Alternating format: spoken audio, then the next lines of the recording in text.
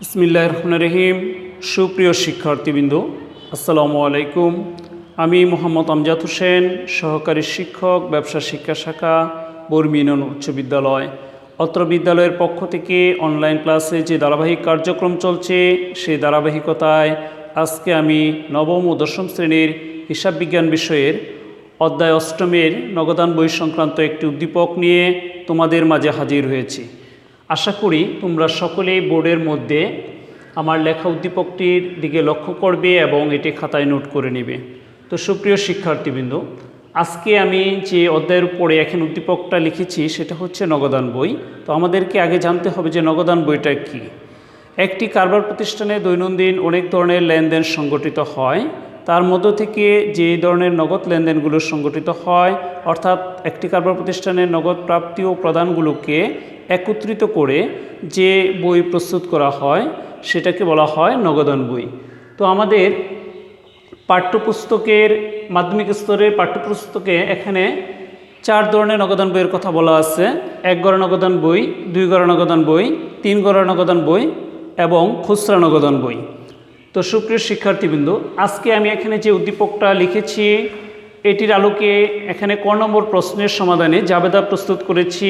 খ নম্বর প্রশ্নে এখানে 2 গড়া নগদান বই এবং ঘ নং প্রশ্নের সমাধানে 3 গড়া নগদান বই প্রস্তুত করেছি।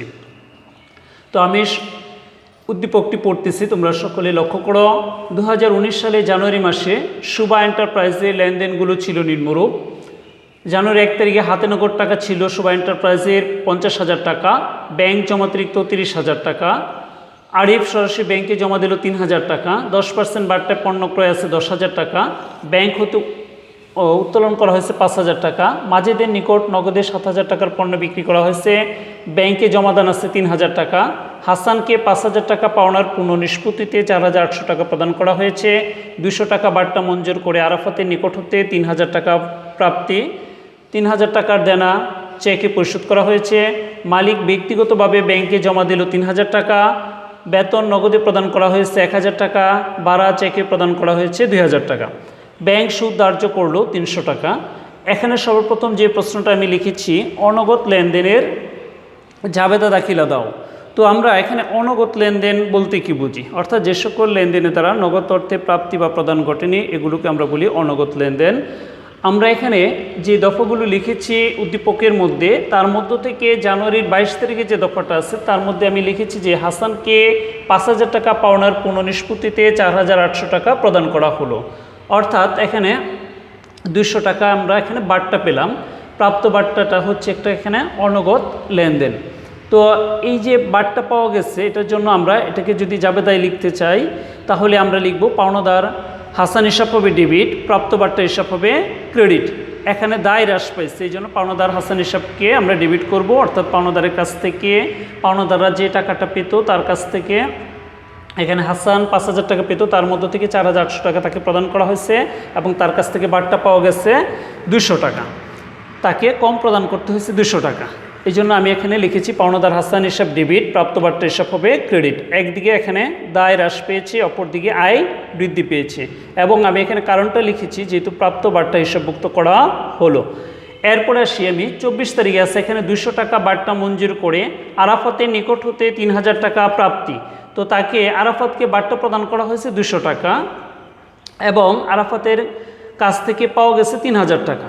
তো বাট্টা প্রদান করলে এখানে প্রদত্ত বাট্টা হিসাব হবে ডেবিট, দেনাদার আরাফাত হিসাব হবে ক্রেডিট। বাট্টা প্রদান করলে এখানে ব্যয় বৃদ্ধি পায়, এই জন্য প্রদত্ত বাট্টা হিসাব হবে ডেবিট, অপরদিকে দেনাদার আরাফাত হিসাব ক্রেডিট, মানে সম্পদ হ্রাস পেয়েছে। এবং এখানে কারণটা উল্লেখ করেছি যেহেতু প্রদত্ত বাট্টা হিসাবভুক্ত করা হলো। প্রথমত বাট্টার টাকা আছে 200 এবং দ্বিতীয়ত আবার এই বাট্টার টাকা আছে এখানে 200, দুটা মিলে এখানে মোট বাট্টার পরিমাণ হলো 400 টাকা। উভয় দিকে আমি ডেবিট দিকে এবং ক্রেডিট দিকে লিখেছি। তো এই হলো আমাদের ক নং প্রশ্নের সমাধান। এবার আসি আমি এখানে খ নং প্রশ্নে। এখানে বলা হয়েছে যে উপযুক্ত তথ্য হতে 1, 5, 14, 16, 26 ও 30 তারিখে লেনদেন দ্বারা 2 গড়া নগদান বই প্রস্তুত করো। তো সুপ্রিয় শিক্ষার্থীবৃন্দ, আমি তোমাদেরকে একটু আগে বলেছি যে নগদান বইয়ের যে প্রকারভেদ তার মধ্যে দ্বিতীয় স্তরে আছে 2 গড়া নগদান বই। 2 গড়া নগদান বইয়ের যে ছকটা আমরা এখানে অঙ্কন করেছি বোর্ডের ডান দিকের নিচের অংশে, এখানে আমি 12টি গড় দিয়েছি। এখানে 2 গড়া নগদান বইতে 12টা ঘর থাকে, এক ঘরাতে থাকে 10টা এবং 3 ঘরাতে থাকে 14টা। তো 2 ঘর নগদান বই আমি এখানে লিখেছি যে শোভা এন্টারপ্রাইজে 2 ঘর নগদান বই, তারিখ প্রাপ্তি 52 নং খতিয়ান পৃষ্ঠা নগদ টাকা ব্যাংক টাকা, তারিখ প্রদান 52 নং খতিয়ান পৃষ্ঠা নগদ টাকা ব্যাংক টাকা। এখানে সর্বপ্রথম আমি লিখেছি 1 তারিখে লেনদেনটা, কেননা আমাদের এই 2 ঘর নগদান বইয়ের মধ্যে নিয়ে আসতে হবে 1, 5, 14, 16, 26 ও 30 তারিখের লেনদেনগুলো। 1 তারিখে লেনদেন আছে এখানে হাতে নগদ 50,000 টাকা, ব্যাংক জমাতিরিক্ত 30,000 টাকা। তো হাতে নগদের জন্য আমরা ডেবিট দিকে লিখেছি ব্যালেন্স বিডি লিখে 5,000 টাকা নগদ, 50,000 টাকা নগদের করে, এবং ব্যাংক জমাতিরিক্তের টাকাটা আমরা লিখেছি ক্রেডিট পাশে ব্যালেন্স বিডি লিখে এখানে ব্যাংকের করে টাকা দেখাইছি আমরা 30,000 টাকা। ব্যালেন্স অর্থ হচ্ছে জেয়ার বা উদ্বৃত্ত, বিতে হচ্ছে ব্রড, ডিতে হচ্ছে ডাউন, জেয়ার উপর হতে আনিত, অর্থাৎ পূর্ববর্তী কোনো একটা নগদান হিসাবের জেয়ারটা এখানে আনা হয়েছে। এই জন্য আমরা এখানে ব্যালেন্স বিডি লিখে 50,000 টাকা লিখেছি এবং ব্যাংক জমাতিরিক্তের টাকাটাকে এখানে ব্যালেন্স বিডি হিসাবে ব্যাংকের করে ক্রেডিট পাশে 30,000 টাকা লিখেছি। এরপরে আমাদেরকে এখন লিখতে হবে 5 তারিখের লেনদেনটা। আরিফ সরাসরি ব্যাংকে জমা দিল 3,000 টাকা।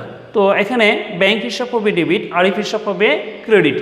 তো যে সকল লেনদেনের দ্বারা নগদ টাকা কারবার প্রতিষ্ঠানে আসে বা ব্যাংকের জমার পরিমাণ বৃদ্ধি পায়, এই সকল লেনদেনগুলোকে আমরা 2 ঘর নগদান বইয়ের ডেবিট পাশে লিখে থাকি। আরিফ সরাসরি যেহেতু ব্যাংকে জমা দিল, এই লেনদেনের দ্বারা ব্যাংকের জমার পরিমাণ বাড়ছে, এই জন্য আমরা ডেবিট দিকে লিখব। আরিফ হিসাব লিখে এখানে ব্যাংকের গড় টাকা লিখব 3,000। আর এটাকে যদি আমরা জাবেদা করি তাহলে ব্যাংক হিসাব হবে ডেবিট, আরিফ হিসাব হবে ক্রেডিট। এরপরে 5 তারিখের পরে 14 তারিখের লেনদেনটা লিখতে হবে। ব্যাংক হতে উত্তোলন করা হয়েছে 5,000 টাকা। ব্যাংক হতে উত্তোলন করা হয়েছে 5,000 টাকা। এটাকে যদি আমরা জাবেদাভুক্ত করি, নগদান হিসাব হবে ডেবিট, ব্যাংক হিসাব হবে ক্রেডিট। এই লেনদেনকে আমরা বলবো কন্ট্রাএন্ট্রি বা বিপরীত দাখিলা, কেননা এই লেনদেনের দ্বারা একটি কারবার প্রতিষ্ঠানের নগদান হিসাব ও ব্যাংক হিসাব দুটি হিসাবেই প্রভাবিত হয়, এবং এগুলোকে লিখতে গেলে বিপরীতমুখী লেখা লিখতে হবে। যেমন আমরা এখানে বলেছিলাম যে নগদান হিসাব ডেবিট, এটাকে আমরা লিখব নগদান বইয়ের ক্রেডিট দিকে, নগদান হিসাব লিখে টাকাটা লিখব ব্যাংকের গড়ে। আর ব্যাংক হিসাব ছিল এখানে ক্রেডিট, এটাকে ডেবিট দিকে নিয়ে আসবো, ব্যাংক হিসাব লিখে টাকাটা লিখবো আমরা নগদের বইয়ে, নগদ টাকার গড়ে। আর এখানে খতিয়ান পৃষ্ঠার গড়ে আমরা কন্ট্রা নির্দেশ করার জন্য সি লিখবো এখানে 14 তারিখের উভয় দিকে, অর্থাৎ ব্যাংক হিসাব লিখে খতিয়ান পৃষ্ঠা গড়ে সি লিখবো, আর ক্রেডিট দিকে নগদান হিসাব লিখে খতিয়ান পৃষ্ঠা গড়ে সি লিখবো। আচ্ছা, এটা গেল 14 তারিখে লেনদেন। এরপরে আসি আমরা এবার 16 তারিখে। মাজিদের নিকট নগদে 7,000 টাকার পণ্য বিক্রয়। তো এখানে নগদের কথা বলা আছে, যেহেতু নগদে পণ্য বিক্রি করা হয়েছে, অর্থাৎ এই লেনদেনের দ্বারা নগদ টাকা আসছে, এই জন্য এটাকে আমরা 2 ঘর নগদান বইয়ের ডেবিট দিকে লিখব। ডেবিট দিকে আমরা বিক্রয় হিসাব লিখব, বিক্রয় হিসাব লিখে নগদ টাকার গড়ে টাকা লিখব 7,000 টাকা। এখানে মাজিদের নামের কথা উল্লেখ করার প্রয়োজন নাই। 16 তারিখের পরে আছে এখানে 26 তারিখে 3,000 টাকার দেনা চেকে পরিশোধ করা হলো। 26 তারিখে 3,000 টাকার একটি দেনা ছিল, যেটা চেকে পরিশোধ করা হয়েছে। তো পাওনাদার হিসাব হবে ডেবিট, ব্যাংক হিসাব হবে ক্রেডিট। এই লেনদেনের দ্বারা ব্যাংক থেকে টাকা চলে গেছে, তাই আমরা এখানে 26 তারিখের লেনদেনটা 2 ঘর নগদান বইয়ের ক্রেডিট পাশে লিখেছি। 26 তারিখের লেনদেনটা পাওনাদার হিসাব লিখে ব্যাংকের গড় টাকা লিখতে হবে 3,000 টাকা। এরপরে আসি 26 তারিখের পরে 30 তারিখে। এখানে আছে বেতন নগদে প্রদান করা হয়েছে 1,000 টাকা, ভাড়া চেকে প্রদান করা হয়েছে 2,000 টাকা। তো এখানে বেতন যেহেতু প্রদান করা হয়েছে নগদে, এটাকে আমরা নগদান বইয়ের ক্রেডিট দিকে বেতন হিসাব লিখে নগদের গড়ে টাকা লিখব। আর ভাড়া যেহেতু চেকে প্রদান করা হয়েছে, ক্রেডিট পাশে আমরা ভাড়া হিসাব লিখে ব্যাংকের গড়ে টাকা লিখব। তো সুপ্রিয় শিক্ষার্থীবৃন্দ, এই হলো আমাদের সকল লেনদেনগুলোর উপস্থিতি আমরা এখানে দেখাইছি। এখন আমরা কি করব, নগদান বইয়ের ডেবিট দিকের নগদ কলামের যোগফলটা বের করব। এখানে আছে 50,000, 5,000 এবং 7,000, সব মিলে হলো এখানে 62,000 টাকা। এটাকে আমরা ক্রেডিট পাশে লিখে ফেলব 62,000। এরপরে এখানে ক্রেডিট পাশে যেহেতু এখানে আমাদের অঙ্কের শুরুতে ব্যাংক জমাতিরিক্ত আছে, ক্রেডিট পাশে ব্যাংক কলামের যোগফলটা বড় হবে। এখানে 30, 5, 35, 35 সাথে এখানে 38,000 এবং 2,000 মিলায় 40,000 হবে এখানে। এবং ক্রেডিট দিকের এই যোগফলটাকে নিয়ে আসতে হবে ডেবিট দিকে। ডেবিট দিকের 40,000 টাকা লিখে উপরের যে এখানে 3,000 টাকা আছে এটা বাদ দিলে এখানে ব্যালেন্স সিডি বের হবে 37,000। আর ডেবিট পাশে নগদ কলামটাকে আমরা যখন নগদ কলামের যোগফলটাকে ক্রেডিট পাশে লিখলাম এবং ক্রেডিট দিকের 1,000 টাকা বাদ দিলে এখানে ব্যালেন্স সিডি বের হয়েছে 61,000 টাকা। তো ডেবিট পাশে ব্যালেন্স সিডিটাকে আমরা নগদান বইয়ের ক্রেডিট দিকে এখানে যোগফলের নিচে আবার আমরা লিখব ব্যালেন্স বিডি হিসাবে, এবং ক্রেডিট পাশের যে ব্যালেন্স সিডিটা এটাকে আমরা ডেবিট পাশে এখানে নিয়ে আসবো, যোগফলের নিচে আমরা লিখব ব্যালেন্স বিডি, অর্থাৎ এটা চলে যাবে পরবর্তী মাসের 1 তারিখে। আর আমরা ব্যালেন্স সিডি যেটা লিখব সেটা হবে যে মাসের অঙ্ক করব ওই মাসের সর্বশেষ তারিখ, অর্থাৎ 31 তারিখ হলে 31 লিখব, যেহেতু জানুয়ারি মাস 31 দিনে, তাই আমরা এখানে ব্যালেন্স সিডির তারিখটা লিখব 31। এবং আমাদেরকে আরেকটা বিষয় জানতে হবে যে ব্যালেন্স অর্থ হচ্ছে কি জ্যার বা উদ্বৃত্ত, এবং সিতে হচ্ছে ক্যারিড, ডিতে হচ্ছে ডাউন, অর্থাৎ জ্যার নিচে নিত, জ্যার পরবর্তী হিসাবে যাবে। এই জন্য সিডিটাকে আমরা পরবর্তী হিসাবের পরবর্তী মাসের 1 তারিখে ব্যালেন্স বিডি হিসেবে লিখেছি। আচ্ছা, এই হলো আমাদের 2 ঘর নগদান বই। তো সুপ্রিয় শিক্ষার্থীবৃন্দ, এখন যদি উত্তর লিখতে চাই তাহলে আমরা এখানে লিখব উত্তর। নগদ উদ্বৃত্তের টাকা হচ্ছে এখানে 6100 টাকা, এবং ব্যাংক জমাতিরিক্তের টাকা হচ্ছে 37,000 টাকা, বা ব্যাংক জমার ক্রেডিট উদ্বৃত্ত হচ্ছে 37,000 টাকা। এবার আসি গণক প্রশ্নে। এখানে বলছে যে উপরোক্ত তথ্য হতে 1 তারিখ সহ অবশিষ্ট লেনদেন দ্বারা 3 ঘর নগদান বই তৈরি করো। এখানে আমি লিখেছি শুভা এন্টারপ্রাইজে 3 ঘর নগদান বই। সর্বপ্রথম আছে হাতে নগদের টাকা এবং ব্যাংক জমাতিরিক্তের টাকা 1 তারিখে লেনদেনটা। তো হাতে নগদের টাকাটাকে আমরা ব্যালেন্স বিডি লিখে নগদের ঘরে টাকা লিখেছি, এবং ব্যাংক জমাতিরিক্তের টাকাটাকে আমরা ক্রেডিট পাশে ব্যালেন্স বিডি লিখে ব্যাংকের ঘরে লিখেছি 30,000 টাকা। আর এখানে নগদের ঘরে ডেবিট পাশে লিখেছিলাম 50,000 টাকা। আচ্ছা, 1 তারিখের পরে এখন আমি 8 তারিখে লেনদেনটা লিখবো এখানে। আচ্ছা, 8 তারিখে আছে এখানে 10% বাড়টায় পণ্য ক্রয় করা হয়েছে 10,000 টাকায়। তাহলে এখানে ক্রয় হিসাব হবে ডেবিট, নগদান হিসাব হবে ক্রেডিট। এটাকে আমি ক্রেডিট পাশে লিখেছি, লিখে এখানে ক্রেডিট পাশে ক্রয় হিসাব লিখে নগদের ঘরে টাকা লিখেছি 10,000-এর 10%, অর্থাৎ 1,000 টাকা বাদ দিয়ে বাকি 9,000 টাকা লিখেছি আমরা নগদ টাকার ঘরে। আচ্ছা, কেন ক্রয় হিসাবের দ্বারা এখানে পণ্য ক্রয় করলে কারবার থেকে নগদ টাকা চলে যায়, এই জন্য ক্রয় হিসাবটাকে আমি ক্রেডিট দিকে নগদ কলামের মধ্যে লিখেছি। 8 তারিখের পরে আমরা এখানে 14 তারিখে লেনদেনটা লিখেছি 2 ঘরা, এটা বাদ যাবে। 16 তারিখে লেনদেনটা, এটাও 2 ঘরাতে লিখেছি, এটাও বাদ যাবে। এরপরে আমি লিখবো এখন 18 তারিখের লেনদেনটা। 18 তারিখে আছে এখানে ব্যাংকে জমাদান আছে 3,000 টাকা। তো ব্যাংকে 3,000 টাকা জমা দেওয়া হলে ব্যাংক হিসাব হবে ডেবিট, নগদান হিসাব হবে ক্রেডিট।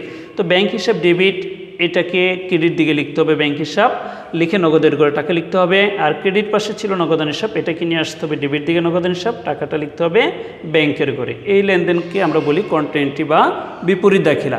এই লেনদেনের দ্বারা নগদান বইয়ের উভয় দিকটা প্রভাবিত হবে, উভয় হিসাবটা প্রভাবিত হবে, এবং লেখার সময় বিপরীতমুখী লেখা লিখতে হবে। অর্থাৎ ব্যাংক হিসাব যাবে তাতে ডেবিট থাকলে এটাকে ক্রেডিট পাশে, নগদান বইয়ের ক্রেডিট পাশে লিখতে হবে, এবং এখানে যদি ক্রেডিট থাকে এটাকে ডেবিট পাশে লিখতে হবে। এরপরে আছে এখানে 22 তারিখে হাসানকে 5,000 টাকা পাওনার পূর্ণ নিষ্পত্তিতে 4,800 টাকা প্রদান করা হয়েছে। ক্রেডিট দিকে আমরা হাসান হিসাব লিখে নগদের ঘর টাকা লিখবো 4,800, এবং হাসান পাইতো 5,000, এখানে যেহেতু তাকে 200 টাকা কম দেওয়া হয়েছে তাই প্রাপ্ত বার্তা গড়ে লিখবো আমরা এখানে 200 টাকা। ঠিক আছে, আর এটাকে যদি আমরা জাবেদাভুক্ত করি তাহলে এরকম হবে, এখানে হাসান হিসাব হবে ডেবিট, পাওনাদার হাসান হিসাব ডেবিট, নগদান হিসাব ক্রেডিট, প্রাপ্তবার্তা হিসাব হবে ক্রেডিট। এটা গেল আমাদের 22 তারিখের লেনদেন। তারপর 24 তারিখের লেনদেনটা 200 টাকা বার্তা মঞ্জুর করে আরাফাতের নিকট হতে 3,000 টাকা প্রাপ্তি, এটাকে আমরা ডেবিট দিকে লিখবো, কেননা এখানে নগদান হিসাব হবে ডেবিট, আরাফাত হিসাব হবে ক্রেডিট। তাহলে এখানে আরাফাত হিসাব লিখে নগদের গড়ে টাকা লিখবো 3,000 এবং বার্তার গড়ে 200। এই হলো আমাদের 24 তারিখের লেনদেনটা। এরপরে 24 তারিখের পরে 26 তারিখেরটা আমরা 2 ঘরাতে লিখেছি। 28 তারিখের লেনদেনটা লিখব, মালিক ব্যক্তিগতভাবে ব্যাংকে জমা দিল 3,000 টাকা। তো মালিক ব্যক্তিগতভাবে ব্যাংকে জমা দিলে ব্যাংক হিসাব হবে ডেবিট, মূলধন হিসাব হবে ক্রেডিট। তো এই লেনদেনের দ্বারা যেহেতু ব্যাংকের জমার পরিমাণ বেড়েছে তাই আমরা এখানে ডেবিট পাশে নিয়ে আসছি, মূলধন হিসাব লিখে ব্যাংকের ঘরে টাকা লিখেছি 3,000 টাকা। আচ্ছা, এটাগুলো আমাদের 28 তারিখের লেনদেন। তারপর 30 তারিখের লেনদেনটা আমরা 2 ঘর নগদান বইতে লিখেছি, এটা 3 ঘরে টানতে হবে না। তারপর 31 তারিখের যে লেনদেনটা আছে এটাকে আমরা এই 3 ঘর নগদান বইতে নিয়ে আসবো। এখানে আছে ব্যাংক সুদ ধার্য করলো, মানে ব্যাংক সুদ কাইটে নিছে, তাই এটা ক্রেডিট দিকে আমরা ব্যাংক সুদ হিসাব লিখে ব্যাংকের ঘর টাকা লিখবো, কেননা এটা জাবেদাটা হবে এখানে ব্যাংক সুদ হিসাব হবে ডেবিট, ব্যাংক হিসাব হবে ক্রেডিট, তাই আমরা ক্রেডিট দিকে ব্যাংক কলামে এই 300 টাকা লিখব। এখন দেখো প্রদত্ত বার্তার টাকার যোগফল হয়েছে এখানে 200 টাকা, ডেবিট দিকে নগদ কলামের যোগফল করতে হয়েছে 53,000 টাকা, এটা আমরা ক্রেডিট দিকে লিখেছি 53,000। ক্রেডিট দিকের এই টাকাগুলো অর্থাৎ এখানে 9, 3, 12, 12 আর 4 এখানে 16,800 টাকা আমরা বাদ দিব, বাদ দিলে এখানে ব্যালেন্স সিডি বের হবে 36,200 টাকা। এখানে ক্রেডিট দিকে ব্যাংক কলামের যোগফলটা বড় হয়েছে, 30,300 লিখছি, এটা ডেবিট দিকে নিয়ে আসতে হবে। ডেবিট দিকে 6,000 টাকা বাদ দিলে এখানে ব্যালেন্স সিডি বের হবে 24,300। ডেবিট দিকের সিডিটাকে আমরা ক্রেডিট দিকে ব্যালেন্স বিডি হিসেবে লিখবো 36,200 এবং ডেবিট পাশে যে ব্যালেন্স সিডিটা এটাকে ক্রেডিট দিকে ব্যালেন্স বিডি হিসেবে লিখবো 24,300। তো সুপ্রিয় শিক্ষার্থীবৃন্দ, এই পর্যন্ত আজকের ক্লাস আমাদের। তো আগামী ক্লাসে অন্য কোনো বিষয় নিয়ে তোমাদের সামনে হাজির হব এই প্রত্যাশা ব্যক্ত করে সকলের সুস্বাস্থ্য কামনা করে আজকের ক্লাসের এখানে সমাপ্তি ঘোষণা করছি। আসসালামু আলাইকুম।